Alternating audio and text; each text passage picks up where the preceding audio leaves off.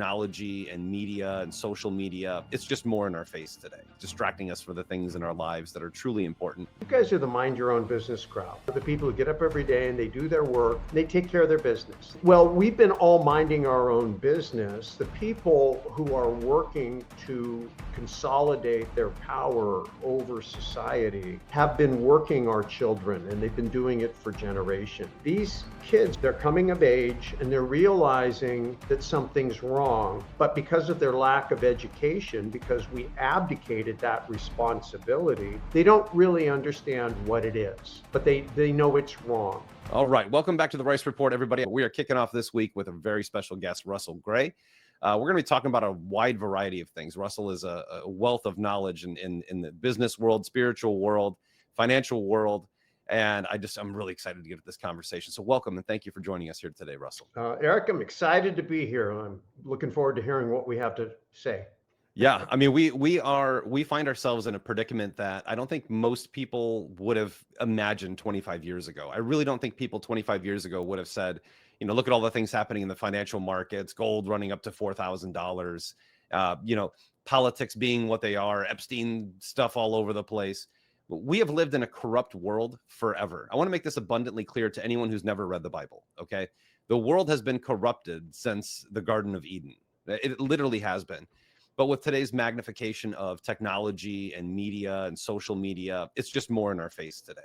So what we're watching today, biblically or historically, is really nothing different. We just know more today than we did in the past. So you and I off camera were talking a little bit about your journey in the Creature of Jekyll Island in 1995 and moving forward from there and the difficulties and challenges in the world of trying to break truth to people. And you did it in Silicon Valley, which is a very unaccepting place of truth. Russell, kick us off. Give us a little bit of background on you. Give us a little bit of your story, how you got to where you are now, because your journey has been very interesting along the way. It's really interesting, Eric. I feel like my whole life has been a training ground to bring me to this point. And even though I'm a little bit older, I still feel like I've got a lot of work left to do. I was married for 41 years to my high school sweetheart. Never really spent a day of my adult life alone until she died in my arms 6 years ago at 59 years old. And I know that sounds terrible, but really, there's no happy ending in marriage if you think about it in the natural. Either it ends in death or divorce. For me, I was very fortunate that I got some time with her at the very end, and I was able to hold her as she passed. And I had to do a lot of soul searching after that happened because it happened too soon. And I thought that I had a lot more time to keep some unkept promises, to make up for some things that I had sacrificed along the way. I believe falsely believing that it was a requirement to achieve the things I wanted to achieve. I've learned a lot about balance and purpose. And so it changed me. Went through a couple of years alone, and then God gave me a very profound experience where I was able to be released. The short of it, and I won't give you all the details, although it's a great story. Happy to. He communicated to me in a way only he could when I wasn't seeking, with such intricacy and mathematical impossibility that it had to be a message from God. And basically, he told me, look, all those unkept promises, everything that you wanted to do that you didn't get to do, all the happiness that you hoped to bring her, I got you. She's fine.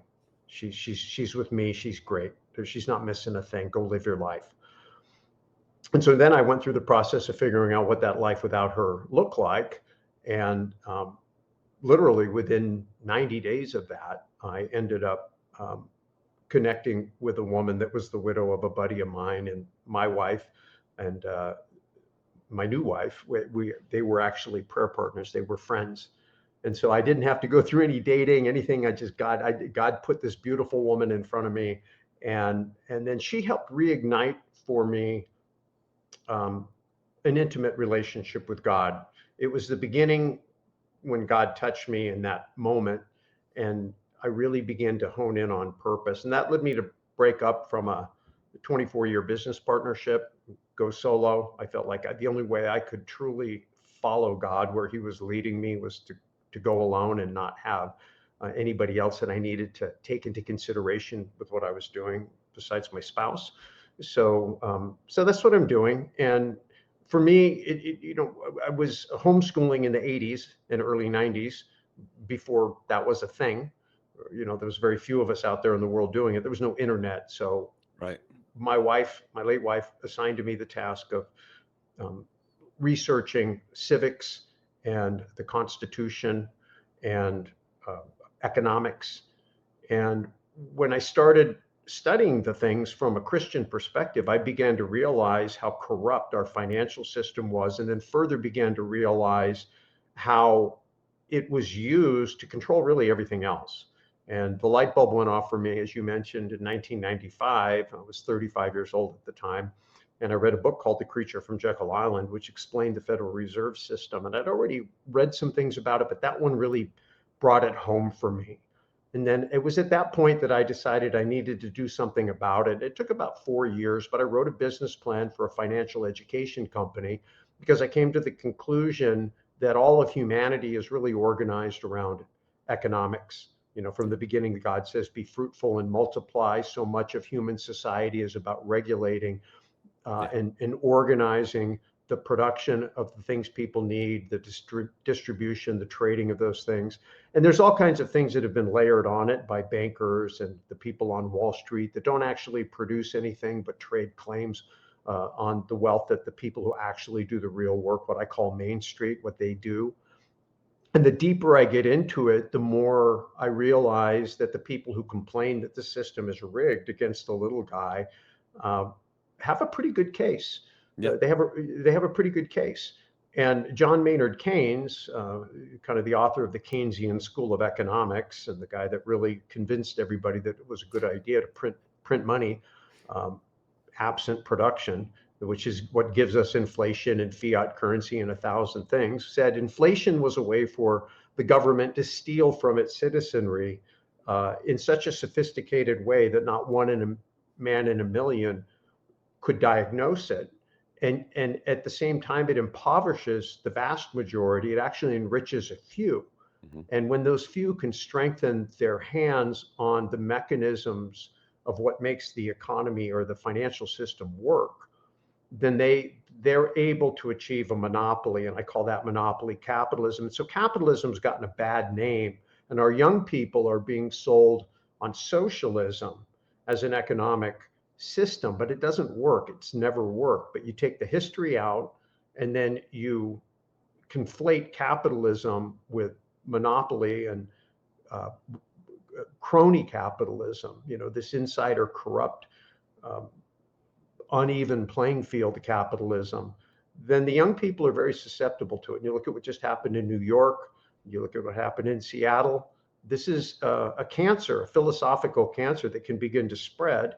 And so I don't like to talk about politics because I think politics are used to divide Main Street when we Agreed. should be uniting. We all want the same thing. I've never met anybody, no matter what political party or they align with or any other dividing.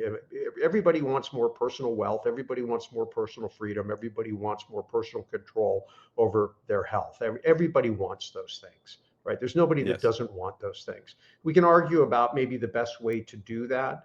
But when we get divided and one group of people is persuaded to put another group of people into a monopoly power, hoping they're going to be the big brother that'll be on your side, you end up in this kind of flip-flopping or tug of war where it just flops back and forth, and it doesn't really matter what flavor's in control. The little guy's always the loser. And I think the world is starting to wake up to that. I think they're starting to wake up to the corruption has become so egregious. I think there's a spiritual revival going on Main Street. I think there's a decentralization in everything from money and currency to work, and I think it's a really healthy thing. But in any what I call renovation project, as a real estate guy, there's demo, Oh yeah. and so you got to tear some things down before you can put some things back. I don't want to use that term "build back better" because I think that was really Please don't. a co-opted phrase, right? That was a propaganda phrase. But the notion that you're going to have to replace a way of thinking and a way of doing things with a better way, and I think that Main Street needs to pay attention to these things because we do get a voice. Yep. We have a voice, and I think we need to use that voice. And I love what you're doing because you're putting your mouth on a microphone. Monopoly media has kind of taken back the narrative, which I think is very, very good. Ideas become actions, actions become results. So we need to flood the zone, if you will, with great ideas. And so I'm so grateful for people like you that put the time in to put your mouth on a microphone and spread good ideas. And and even people have bad ideas. There's healthy tension. That's fine. Debate is great. Absolutely. Let's have civil debate. Let's rub our brains against each other and try to find that truth. It's like in price discovery in the marketplace, bidders and sellers, and you find whatever the actual price is. You have two different or three different or four different points of view, and you wrestle back and forth, and you come up with something that you feel is the closest thing to the truth and consensus that you can agree to organize society around. So I'm a big fan of all that. Yeah, and I think you bring up a great analogy. So I mean, most of the stuff we're seeing now, you can historically date back to the early 1800s, right? You can literally date back communism, socialism being embedded in the economic system back to 1838. It's like quotes coming from educational systems and so on. But I think you give a great analogy that if you look at America like real estate, we have a great location. I mean, our location couldn't be better. We have the best resources in the world. We have some of the best people in the world, but we have this old, ugly home. And this ugly home needs to be torn down to the studs because some of the prettiest properties in the history of all this country are in this amazing location that have been torn down to the studs and rebuilt beautifully in a modern version. And I think we're going through that right now because the market itself is screaming for this. Decentralization is the play. If you look at where we were historically, all of humanity has been fairly centralized. The renegades have always been the ones who've decentralized. Jesus Christ was a renegade to the system. He wanted to decentralize religious authority and create, if you read the book of Acts, it wasn't called Christianity. It was called the Way. They were followers of the Way, and they worked together.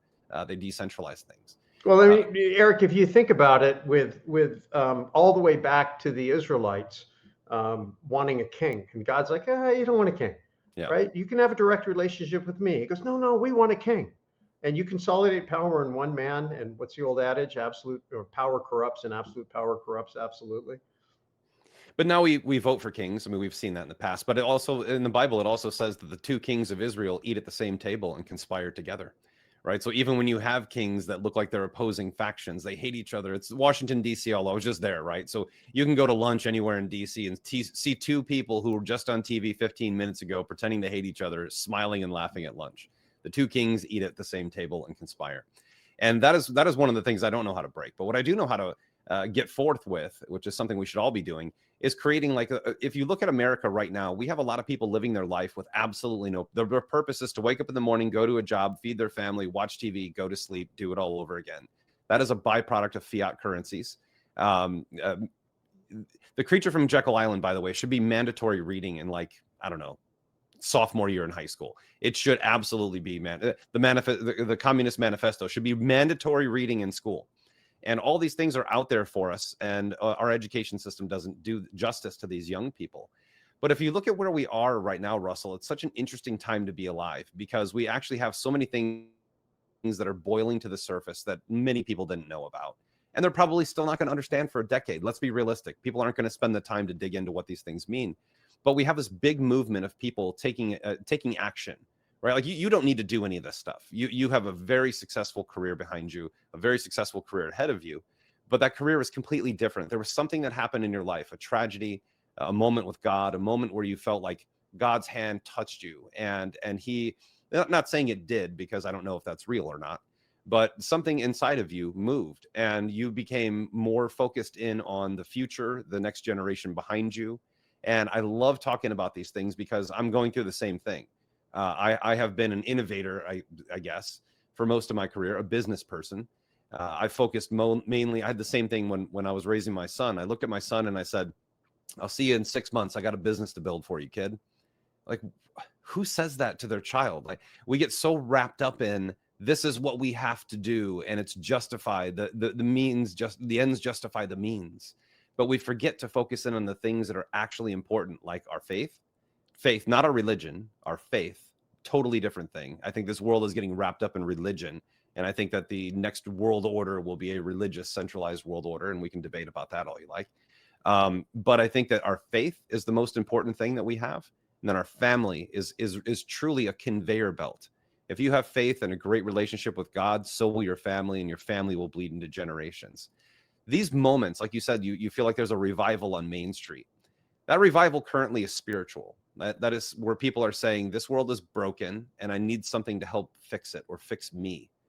That will happen over the course of the next 5 to 10 years. And then we will begin to fix the things that are actually earthly, that can convey more time for you to focus on those things.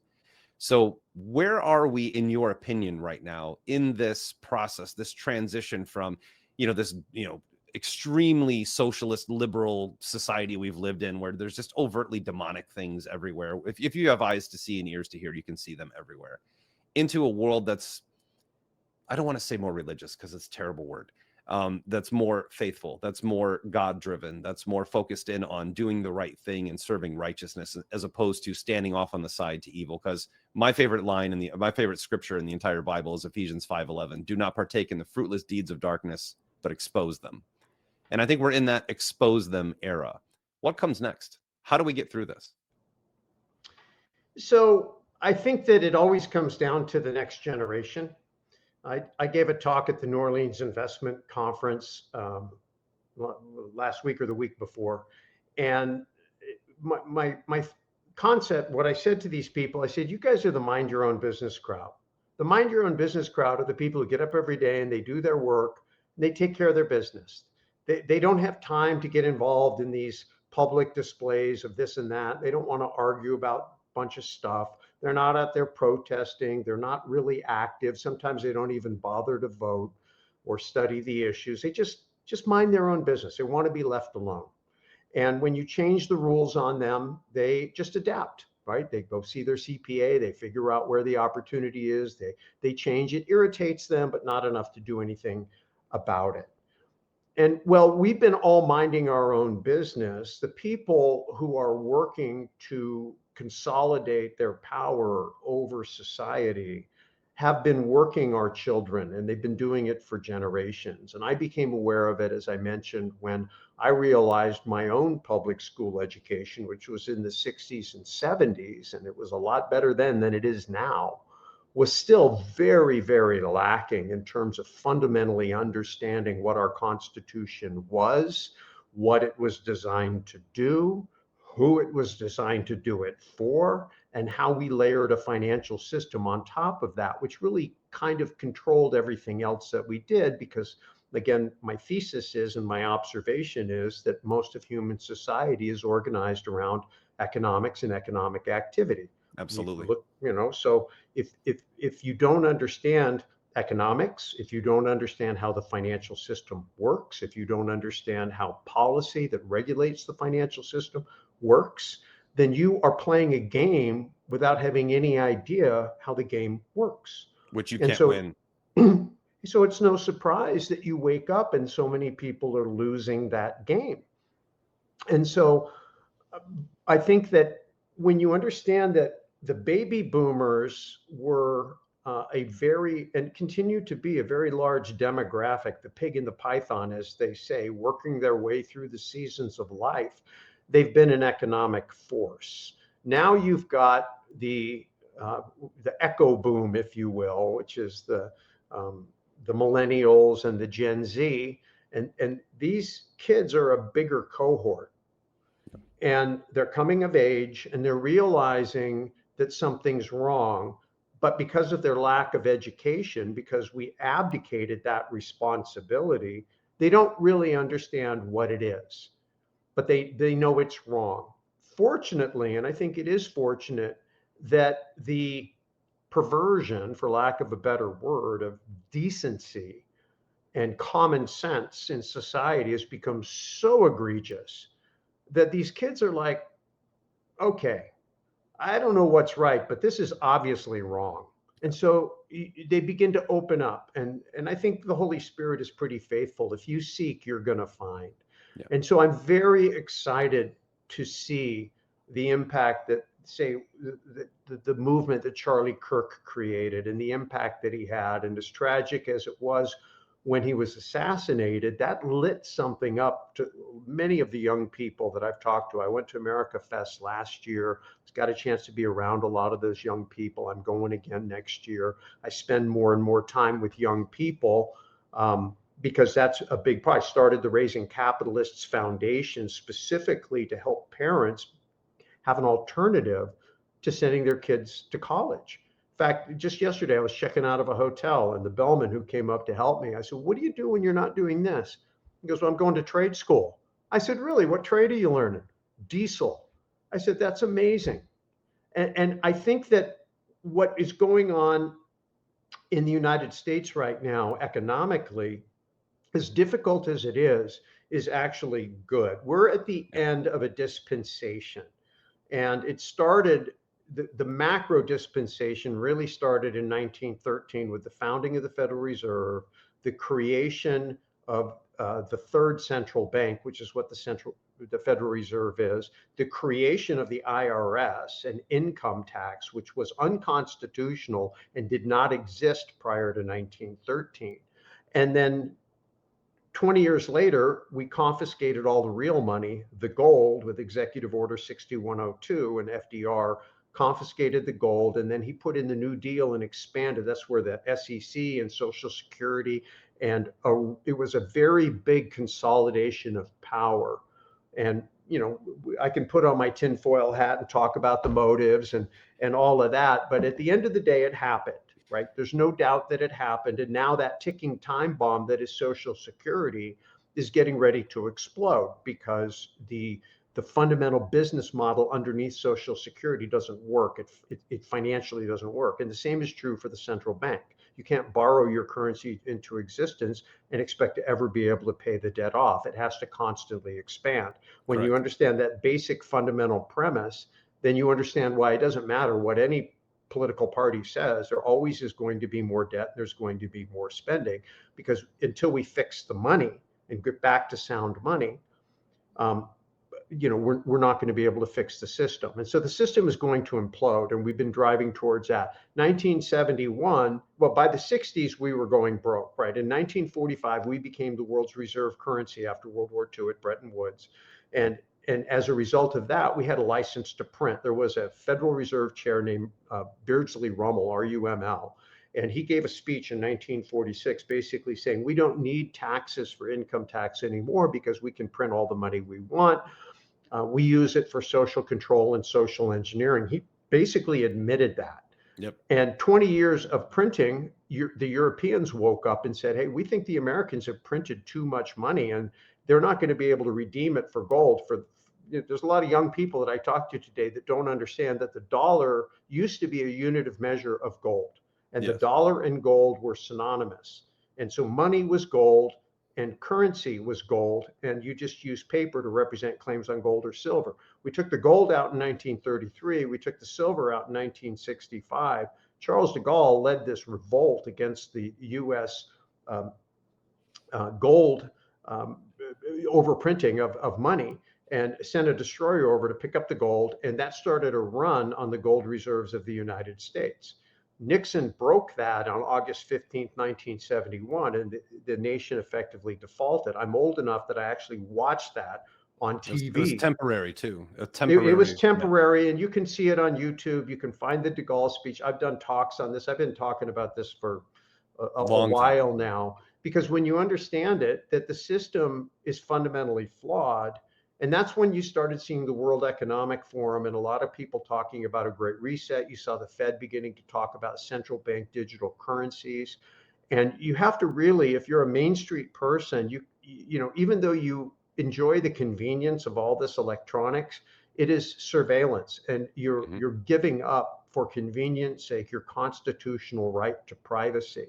And when they can control the money, it's like Darth Vader and being able to force choke you. They can choke you out. And if you don't understand that, just look at China. Jack Ma created Alibaba. He's the Jeff Bezos of China. And a few years ago, he came out publicly and said something the Communist Chinese Party did not like. And so they attacked him because they could, and he had no rights. Yep. You have no rights in a communist type environment. And so he's a different man today. Even though he's very rich, he's not free. And we can Right. go into a whole discussion about that. But you asked me where I think we're at. We're at the end of this dispensation. And I think what's going on is an effort to revert the US economy from a financialized economy. And I can explain that. I have a very simple analogy to explain it, especially for younger people. But from a financialized economy back to a productive economy. And when we move back to a productive economy, then that means that when you open up your Amazon shipment, it's going to be less China and more USA. Right now, it's a lot of China. Mhm. And so there's this economic war. We've been at war with China for quite a while, and China's trying to lead the world to a revolt against the dollar. And the United States, I think, is trying to save the dollar in order to retain its position in the world. And so there's this battle going on, and I think a lot of people really aren't aware of it. But in order to do this, and save the dollar and rebuild the US economy, as we talked about earlier, some things have to get torn down. And the people who are empowered by the status quo, by the system the way it is today, and we're hoping to further consolidate power and maintain that power, um, they're facing an existential crisis and they're acting like it. And so there's a lot of extreme things going on right now politically, because the people who are the incumbents of the system, not the incumbents of office, because those people are largely puppets, in my opinion. Yes, But of but course. but the people who actually run everything behind those people that benefit from the current system, they're seeing that system under attack and they are freaking out. And so the most important thing we can do as Main Street is prepare ourselves for whichever way it breaks, Mhm. because they may consolidate power further. And I think that's a lot scarier than going through a demo and a rebuild, which is what I hope happens, which I think is what we've started. And I hope that we're able to finish that job. What's going to make the difference? Main Street being educated, Main Street being aware, Main Street having facts and perspective so they can interpret all this propaganda that's coming, that's designed to divide Main Street, so that the people who want to maintain their chokehold on your life, on your money, and their monopolies can maintain that and strengthen their grip. So it is both a thrilling time, but it's also a scary time. This is really a new American revolution. Thankfully and hopefully it will never go kinetic. We won't be shooting each other. It won't be a civil war, but we're in a battlefield of ideas right now. And so anybody listening to this, kudos to you for listening and listening this deep. If you are stimulated with questions, right? I have content, Eric's doing content, a lot of great people out there doing content. Lean into it, study, get in groups of other people that are trying to understand it. It is a spiritual warfare. There's spiritual forces behind what you see in the natural. I'm Always. a firm believer in that. And this is a fight that has gone all the way back, as you said, Eric, to the Garden of Eden. And Mhm. it's all playing out in real time. I feel so blessed to be alive right now. I think this is maybe the Me most too. exciting time in human history to be alive. But at the same time, it can be very frightening. And so I'm dedicating myself at this season of my life to doing everything I can to help prepare the next generations to step up and fight for their freedom. You know, Ronald Reagan famously said, freedom is one generation away from extinction. We don't pass it along to our children in the bloodstream. We have to fight for it. We have to protect it, and we have to pass it along to them to do the same thing. Those are great words, but you have to get into strategy and tactics. Like, what does that really mean? How do you position yourself to be free? So I spend a lot of time getting into the weeds of how do you do that as an individual? How do you begin to help other people do that? And then how do you begin to create some type of a ground game that is going to be in a position to support one another, no matter which way this thing breaks? Because we don't know how it's going to go. I know how I want it to go, but I don't know how it's going to go. And candidly, I don't know who to trust. I really don't. Politics is so two-faced, so deceptive. It's really, really hard. So I don't listen to the rhetoric. I watch what they do, Yes. and I try to interpret where that's really leading. I see some positive signs, but I also see some concerning signs. And so I think that, you're not going to master it in a single podcast. No. That's why I create these clubs. That's why I put out all this content. I do think that the Christians have a real important role to play in this transition. And that's part of what I'm doing, is creating an organization to disciple Christians so they can understand economics and Christianity and how those two things fit together, because I think they do. I think they do too. And famous words are, you shall know them by their fruit. Trust no one. Nowhere in the Bible does it say to trust any human being ever. It actually says that our hearts are wicked and deceitful, even the best of us. So it's fundamental. So I'm going to plug in some of the things along the timeline, which your timeline was fantastic, by the way, Russell. 1913, 1914, we also have the advent of ADL and free speech, clampdowns. We have the AMA, the Rockefellers taking control of the Medical Association. 1933, here's an Well, don't one. forget education. He took control of education, which was major. Complete education control. And medical, right? And complete yes. Control. 1933, you have a word that we're hearing today, which I believe we're heading into without any chance of getting out of it, called technocracy.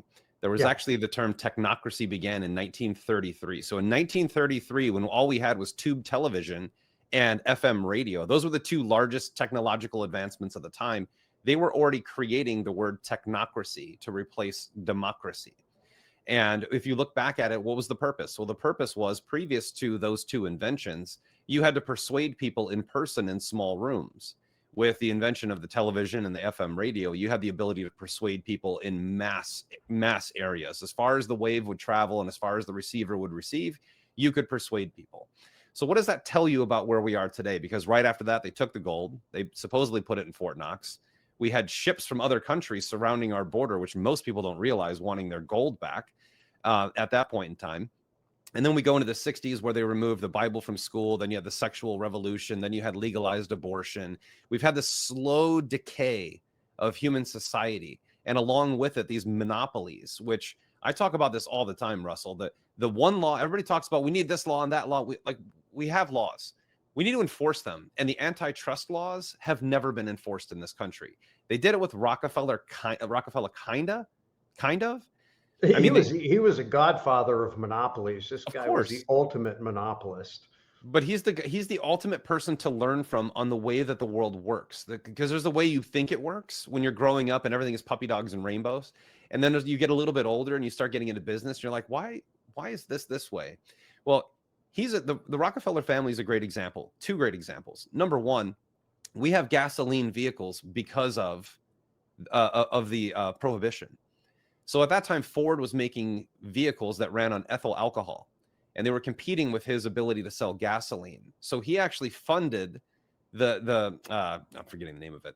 He funded all the ladies who were protesting alcohol. So then they prohibited alcohol in this country for 4 years, and then Ford had to reconfigure all of his vehicles to use gasoline.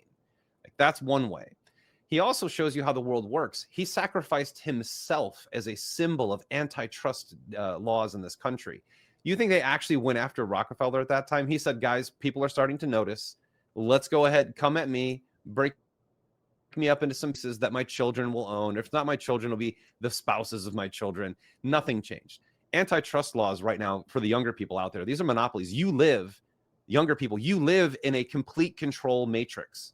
From the money that you use to pay for things, to the air you breathe, which is being sprayed in the air every day, to the water you drink. My grandfather was a conspiracy theorist, and he told me when I was a kid, he goes, by the time you're my age, people are going to be dumb enough to buy bottled water, dumb enough to buy water in a bottle. Some people don't even know that didn't exist. You actually used to be able to drink the water out of your faucet or your hose in the backyard. Now that's all scary. You got to buy bottled water. So monopolies control that. You have Nestle, who controls about 95% of the world's water, drinkable water, which is being sprayed from the air. So eventually we need underground water capabilities and desalination. That'll be controlled by another monopoly unless things change. All the internet you use is completely controlled by a monopoly. Most cryptocurrency is a monopoly. That's the reason decentralization, Bitcoin exists. Most gold, most silver is also a monopoly. You can think you own it all, but about 88% of all the precious metals are owned by exchanges and banks. You are in a completely controlled and captured environment. And this generation behind us, with the right type of education and the right type of leadership and faith behind them, I don't know that we break it, Russell. Like that's the one debate I'll have with people. I think we can make our time on earth better, but the Bible specifically says times get worse until Christ returns. So it's very obvious in scripture. But what can we do is we can make our day-to-day lives fairer, and we can make them more structured. Back in the day, there's a great video, ironically, made in the 1974 by Disney, of all companies, on Scrooge McDuck. Scrooge McDuck found himself in the land of Tra-la-la. It was this land he ended up in where they didn't have money. And Scrooge McDuck couldn't figure out how to have a life without money. So he found a bottle cap, and he said, there are no bottle caps in Tra-la-la. This is a bottle cap. It's very rare. You should use this as money. So then eventually everyone had one bottle cap, and then one person had two bottle caps. And then he said, I'm greater than everyone around you because I have more bottle caps than you. So Scrooge McDuck flies a plane over Tra-la-la and drops millions of bottle caps. Then everyone has all these bottle caps, and the price of everything skyrocketed, and everyone was miserable until they got rid of the bottle caps. That is a absolute summary of what central banks do, right? So in the beginning, they print a little bit. There's no coincidence either. We created a central bank in the IRS, and then the very next year, we had a world war. And then we took the gold, and 3 years after that, we had another world war. And these world wars extracted tremendous amounts of wealth from the middle class, which flourished in the 60s and 70s, but our middle class is eviscerated. So our young people have two choices. Number one, you can either create a business, but most of those businesses require being part of the club. You have to be part of the club. So technology, you think technology is decentralized? There's only one decentralized technology. All the rest of them are capitulated and captured. There's, just like media, there's 6 media companies that own every media outlet in the world that has any viewership. There are 6 technology companies in the world that own all the technology in the world, and they're the ones who are the gatekeepers. Your tech will make it or it won't. So young people, first, understand where you are. Understanding your environment and understanding your enemy are the 2 most important things to winning a battle. So if you understand those 2 things, we have to understand that we have to stop belittling one another or creating division, right versus left, gay versus straight, all these things. You have to unify and fight back. And you have to do that through decentralized powers. You have to do that through communal idea sharing and working together to build things. This country went from a nation that built things to a nation that burns things down. So Russell, what you're talking about and what you're doing, if people don't understand history, which my wife literally last night, it's like 10 o'clock at night, she walks out in the living room. She goes, what are you watching? And I go, a documentary on the American Revolution. She goes, you are such a nerd. And then she wonders why we make the right decisions in our family and our family flourishes. Those who do not understand history are doomed to create an awful future. I hate that history repeats itself because it does repeat itself. History is a cycle controlled by, I always tell people this. The world is pretty simple. The world is comprised of ranchers and cattle. That's it. You're either a cattle that gets moved from one side of the ranch to the other at the whims of the rancher, or you're the rancher moving the cattle. But I think we're seeing this emergence of a sheep, like Jesus called us his sheep. Follow the shepherd. The shepherd will lead you in the right direction. Ignore the rancher. He's scary.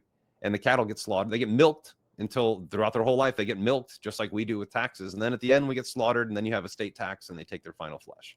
So that is the world we live in right now. It's not a world anyone wants to be part of. But for the young people out there, good Lord, do you have an opportunity to do some amazing things right now? The advances in AI. Now, this is also all this stuff's a double-edged sword, by the way. AI is either the savior of humanity, which I'm probably 20% on that, or it's the complete capture of the mind, which I'm 80% on right now. So you can understand all the tech and all the businesses. The one word you said early on is to understand what the word decentralization means. You have to understand what that means. Everything in your life, young people, is completely centralized. There's one governing authority for every decision that is made. Until you learn to work together, this will be the future. But I think we have such a good shot at this right now, Russell, to be able to take some stuff like AI, agentic systems, remove as you said eloquently, they're all surveillance tools. The stupid thing you carry around that you love in your hand all the time that you think is actually really important and cool is absolutely a surveillance device created by the NSA to monitor every activity that you have. If we can figure out how to decentralize communication, we win. If we can figure out how to decentralize AI, we win. And what does we win mean? It means that we can actually have some say in the direction of our future as a nation. And until that happens, and no one's working on decentralizing energy except a few guys like me and some guys we talked about online. Decentralize energy. There is no technology without energy. That is super important. Whatever you're using it for, just decentralize everything. Russell, how do we go about this? You are talking with young people everywhere. We talk about like, we both come from business, so we're trying to use business practices, best practices, Six Sigma learnings that we have in the past. And here's how you operate a company. They don't want to hear that anymore. They don't have the opportunity for that. We need to understand two words I think that were important: decentralization and unity.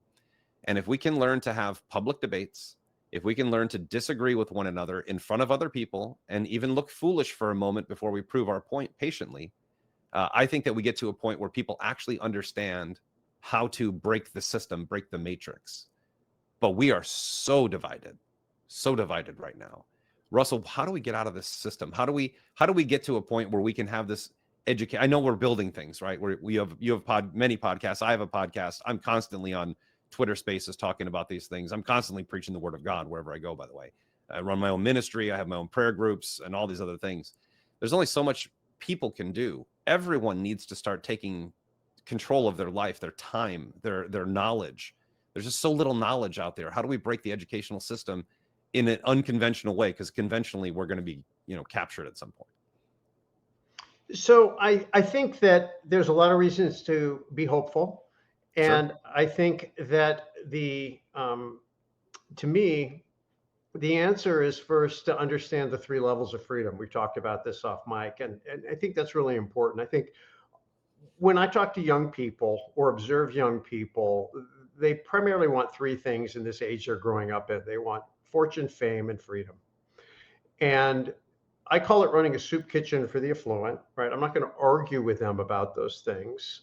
I'm going to meet them where they're at and help them, but do it in a way that they are evangelists for what I call Main Street capitalism. And Main Street, to me, using the movie Bug's Life, they're the ants, and so getting the ants to begin to be productive and work and be associated with one another. The reality is the grasshoppers are very afraid of the ants because there's a lot more of them. And so our founding fathers created a decentralized system of government in the Constitution. Every young person out there should study it and understand it. John Adams, one of the founders, said our Constitution was formed for a moral and religious people and is completely inadequate for any other. So the financial freedom that we desire when we talk about fortune, and the reason we want money is so we can be free, is very dependent upon political freedom. So you have to pay attention to policies and ask yourself, how do those affect my ability to own property, to keep what I earn, to start businesses, to share ideas, to enter into contracts, to assemble with people? And so I think our young people, many of them are old enough to remember what happened in COVID when our constitutional rights were trampled. Yeah. And so some of them saw their parents put out of business. Some of them were kept out of school. They lost opportunities to graduate or participate in sports. And they missed out on some things in life because tyrants got a hold of it with a hidden agenda and trampled rights. I think that in the fullness of time, that was a good thing because it woke a lot of people up. So you do have to stand up for your rights. So understand that there's financial freedom. And I'll talk about that in just a minute. There is political freedom, which are supporting policies that allow you to be financially free. And then there's keyword. I'll interrupt you. Keyword there. If you're listening to this, he's using that word policy, not politician. This is such an important thing to point out. 100%. Policies 100%. are all that matter.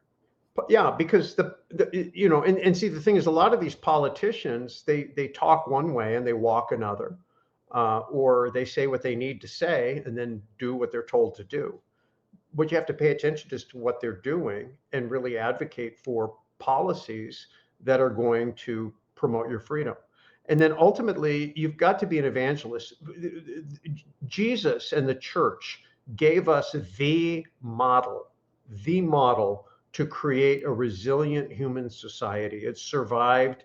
The Christian church has survived changes of governments, overthrows, all kinds of pestilence and prosecutions and persecutions and all kinds of stuff. It continues to thrive. There's no head to take out. Jesus took himself out after 3 years. So Yep. there's nobody to shoot. There's nobody to aim at.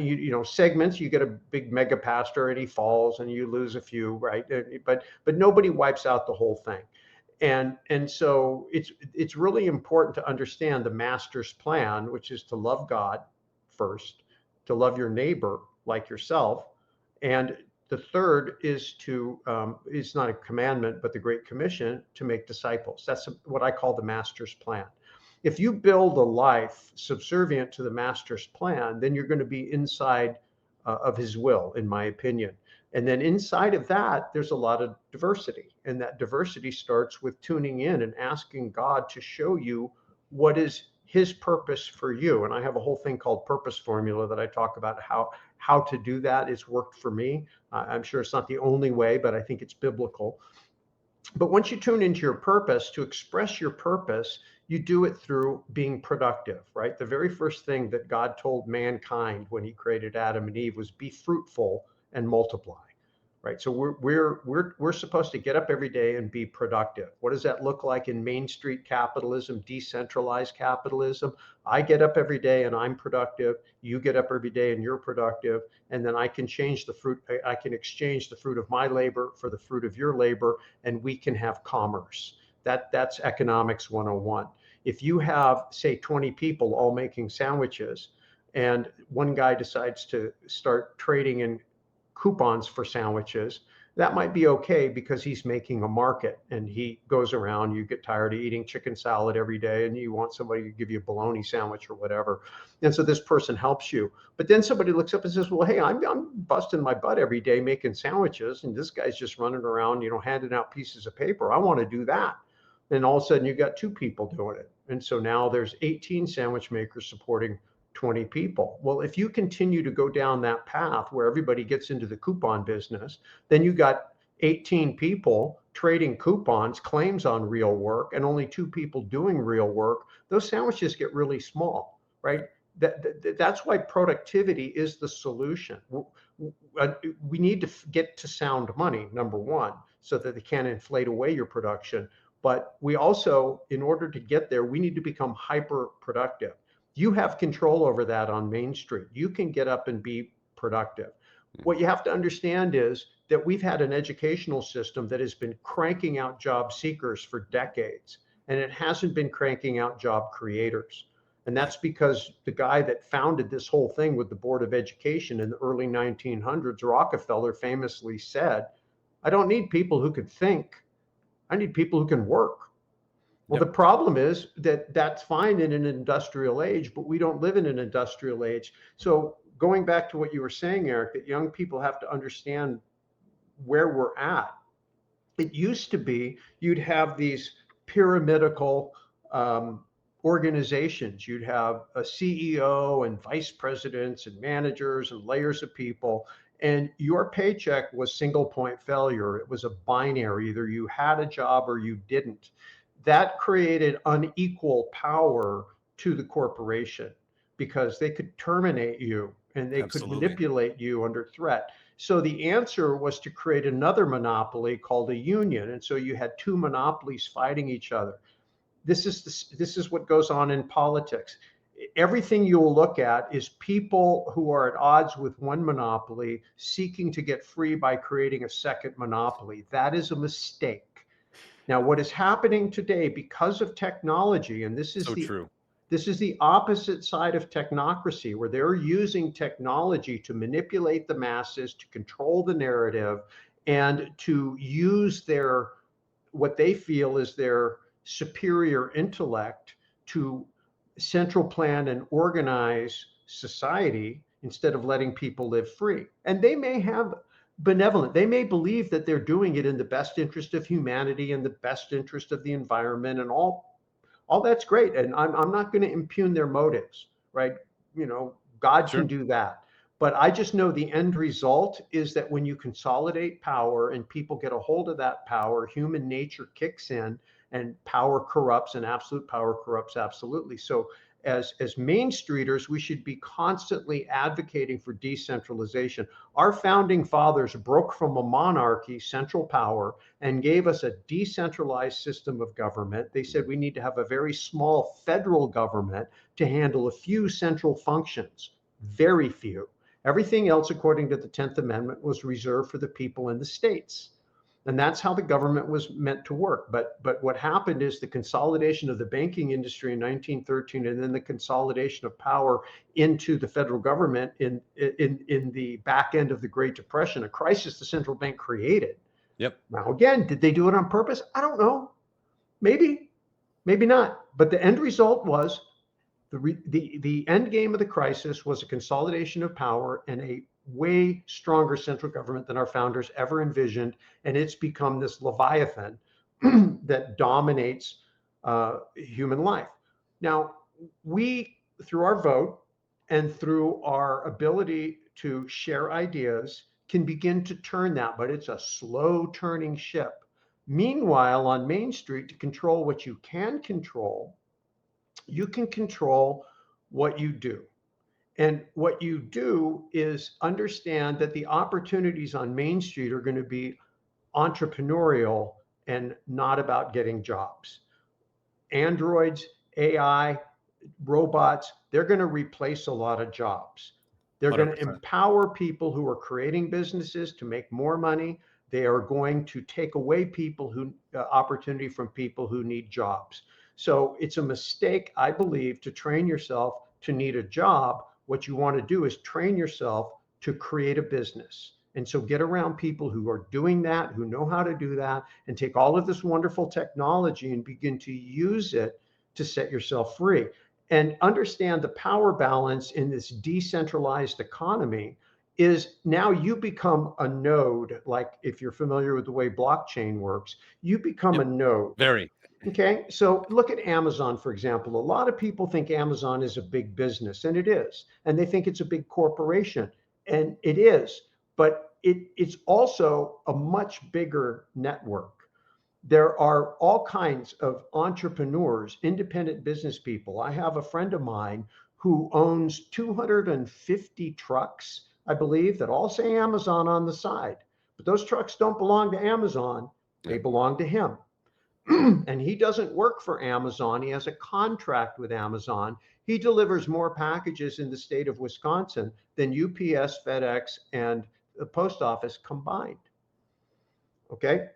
And so what's happening is if you start a business and you have 20 clients, now if you lose one client, you still have 19.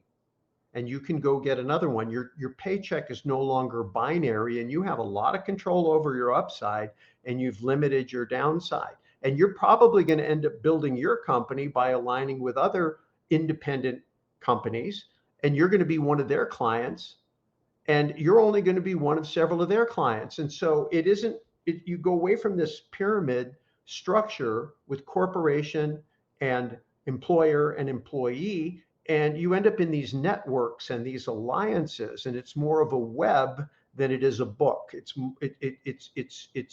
very decentralized. When you understand that's the economy we're in, then you know how to prepare yourself to participate in it. You focus your studies, you focus your relationships, you focus your activities on mastering that. Then you have to understand the difference between currency and money. Mm-hmm. And understand that if you're trying to accumulate savings in a system where the purchasing power of the currency is degrading, then you can't save currency, which would be dollars or Federal Reserve notes. You need to save something like gold or silver, which is money, or I call it equity. And you could make the argument, some people make the argument, I think Bitcoin and gold behave differently. I'm not saying there's not a place for it. I'm a good friend. I just got back from the New Orleans Investment Conference, where I sat between Peter Schiff on my right and Lawrence Lepard on my left, second year in a row. Last year, they got into it. Larry is a huge former gold guy turned into a big Bitcoiner. I think Peter Schiff is like the poster boy for anti-Bitcoin. So I walked out on stage this year. He likes Bitcoin. Well, I tell you, he bought some and lost it, and I'm sure he's upset about that. Yeah. But I came out on the stage with a Rock'em Sock'em robot set and put it down in front of me, and every time Peter got going, I started pounding on the guy, punching the. I made Larry blue, Bitcoin blue, and I made Peter red. So that was a lot of fun. But understand that you have to know what money is, you have to know what Yeah. currency is, you have to understand the game that you're playing. And then the last thing I'd say from an investing perspective is understanding that in an environment where you have inflation baked in, where the Federal Reserve, who creates monetary policy, has labeled a bug a feature. Yes. And so you go, and the inflation is a bug in their system, but they call it a feature, and they're trying to convince you that 2% inflation is a good thing, but it's not. And I'll tell you why.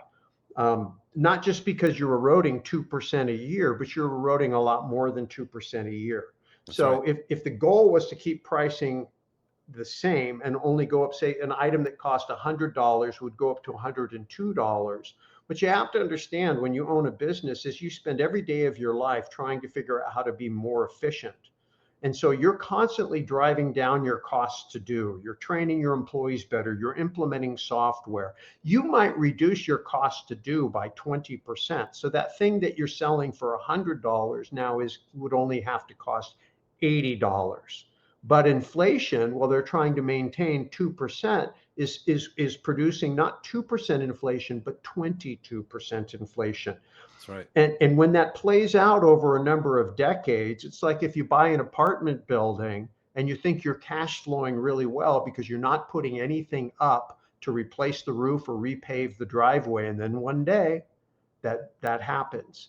And so we have wasted and inflated away so much productivity gains that our country is far poorer than we realize.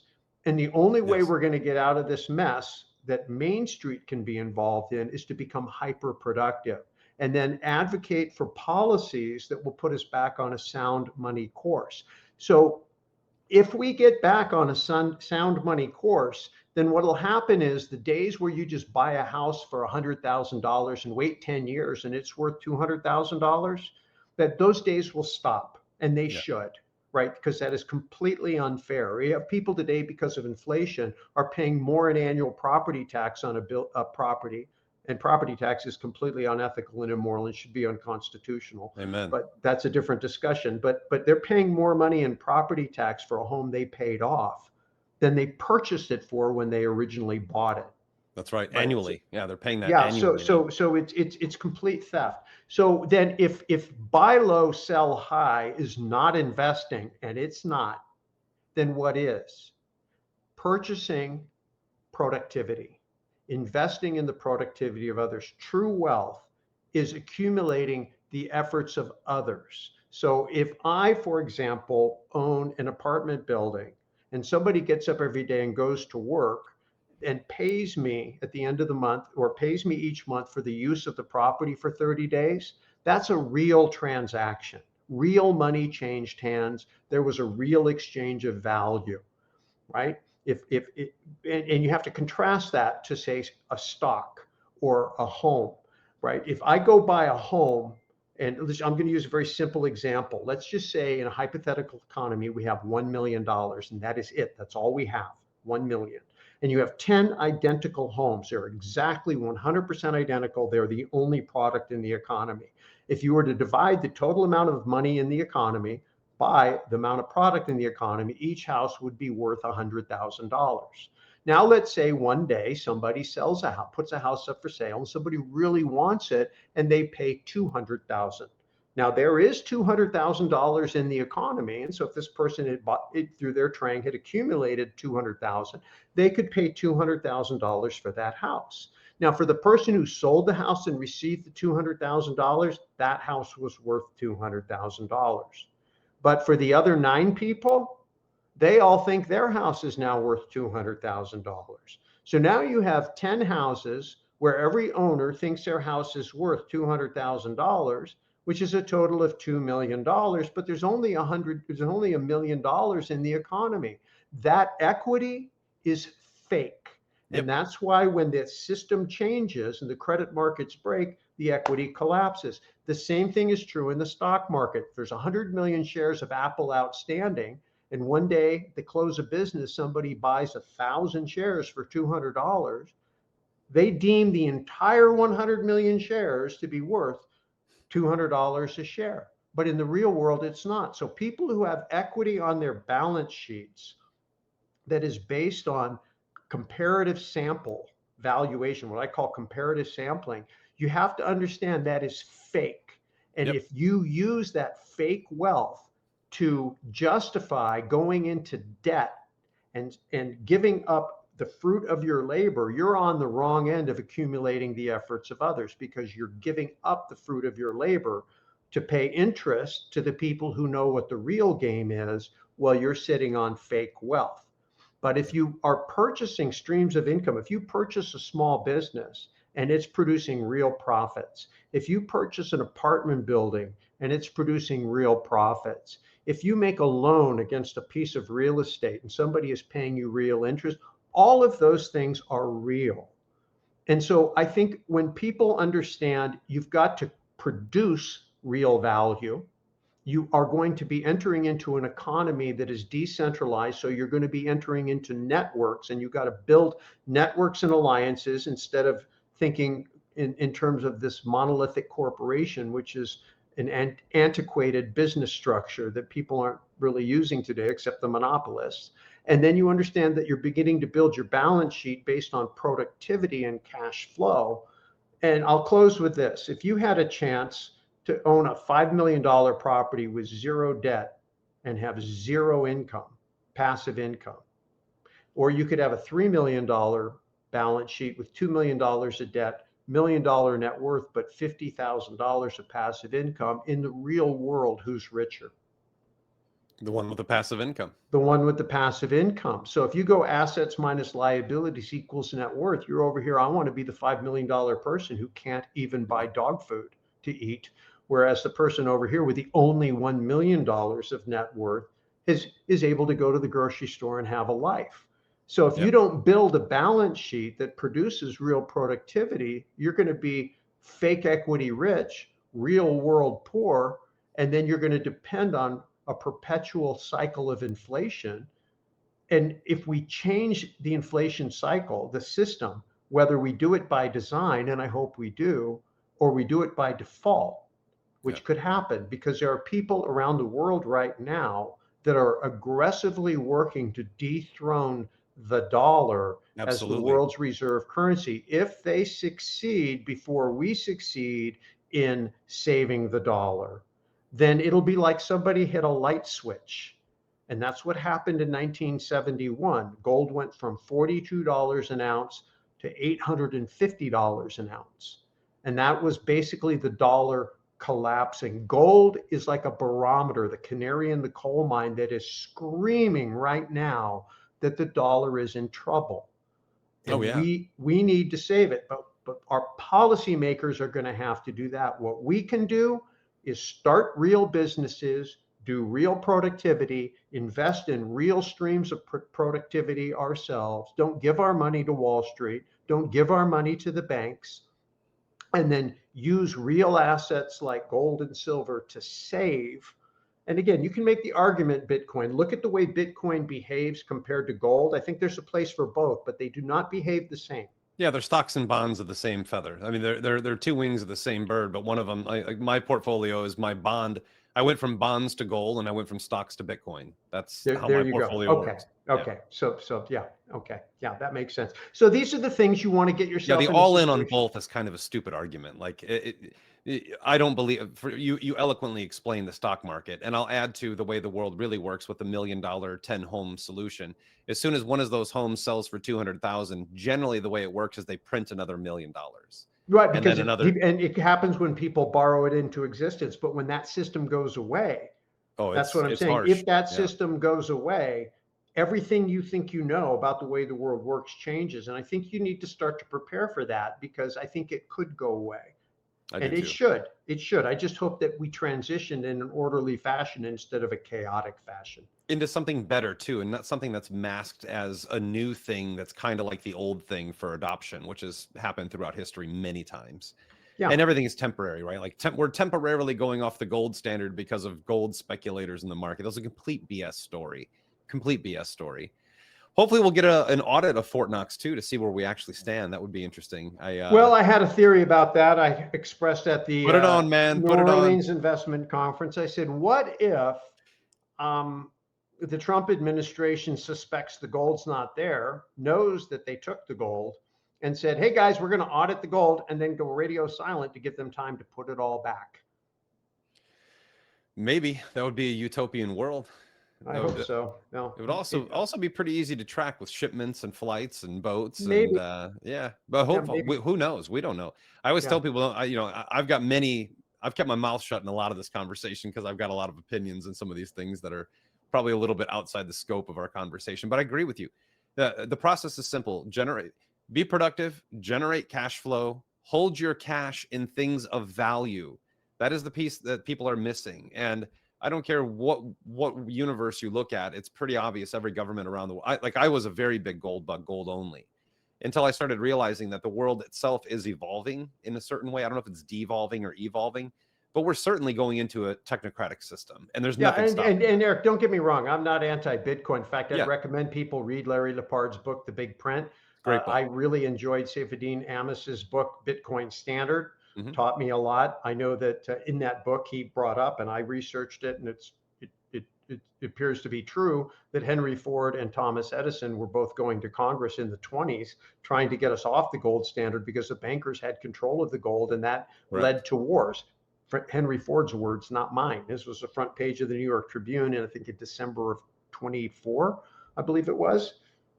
So he also said he envisioned a world where if he could do what he wanted, he would turn energy into money. that's exactly what they were advocating for. They wanted control. They wanted to be able to use Muscle Shoals Dam to back a new currency. Yeah. Of course, it didn't go anywhere, but that's how far ahead these guys were. These, were fairly brilliant men. Yeah. And then a few years later, it was backed up because even at the end of before World War II, Germany was in an absolute horrible state called Weimar. If you haven't studied that, you certainly should. And the way that Hitler actually saved Germany before the war was by backing their currency with labor, productivity. Productivity determined money. And I think that we are hopefully going into an era like that. I hope it doesn't turn out the same way, though, Russell. That would be a horrible thing. Well, I think that one of the things I was on a panel last summer at Limitless, and Tarl Yarber was moderating. I was supposed to go to Limitless and I didn't. I could have met you there. Okay, well, this was I think it was a Future of Money panel. I don't remember that if it was the same name, but anyway, he asked, one of the questions was, what should people be paying attention to that they're not seeing right now? And I thought that was such a great question. And my answer to that was I felt like people who pay attention to the plumbing and trying to figure out where the flow of capital is going to be, and I use the word capital loosely, the flow of currency, is they look at the Fed, obviously, and they look at the Treasury. So you've got in government spending. So you got fiscal policy, which is government spending, and you got monetary policy is what the Fed does. What I think people don't understand is that Trump is using the trade policy to mainline money directly into Main Street. And especially for real estate investors, it's not a secret where this money is going. These companies, these pledges of investment, we got $100 billion or something like that going into Arizona for semiconductor manufacturing. But between the opportunity zones, which got resurrected in Trump 2.0 in the big beautiful bill, where the governors designate geographic areas where they want to see tax favored investment coming, and then you've got all these trade deals where companies and other countries are pledging to bring money directly in. That's not coming through Treasury, and it's not coming through the Fed. And so if you are watching that flow of money and look to ride that wave, I think there's going to be a ton of opportunity on Main Street. And the other area of Main Street where I think there's going to be a lot of opportunity for our young people is that about 40+% of small businesses today are owned by aging baby boomers. And there's an opportunity to use both seller financing and aggregating private capital, what I teach syndication, to take down those businesses and then modify them with AI and robotics as these things come online, and just good old fashioned young blood hustle. And I think there's going to be a lot of meat on that bone. And so again, I'm super bullish on Main Street. I'm super excited for the opportunity that young people have. And I'm trying to be, along with a lot of other people, a voice of hope and also education to help people see the opportunity, begin to paddle into position, while I'm keeping a close eye on policy, because policy does matter. And some of the opportunity is created because of policy, and it could go away because of policy. I think the midterms are going to be very important. What kind of policies are we going to get? Certainly the next election is going to be, the next presidential election is going to be pretty important. When you think about it, they're freshmen in high school right now that are going to be voting for your next president. What do they know about a productive economy? What do they understand about economics? What do they understand about Main Street capitalism? My opinion, Great point. enough. And so that's why, if you have young people in your life, even if you're just 25 years old, if you got somebody in high school, please make an effort to spend some time with them, talk to them about their future, where the opportunity is, give them hope that they are empowered to be able to make a life for themselves. Because if they don't feel empowered, they're going to empower a politician to take your freedom. Absolutely. To give them hope. And it's going to be a false hope, but they won't know that until the noose is around their neck. If you want to know how that story actually plays out in the real world, there's a book by James Michener written in 1957 called The Bridge at Andau, Andau. And this was a group of journalists that were sitting at a bridge where Hungary bridged into Austria, and people that were fleeing communist Hungary were being interviewed as they were coming into freedom in Austria. They were fleeing their homeland. And the question was, how did you guys go from being a free society, a free and prosperous society, to having to leave everything behind and flee? It got so bad. And what happened is they got duped into voting in communism.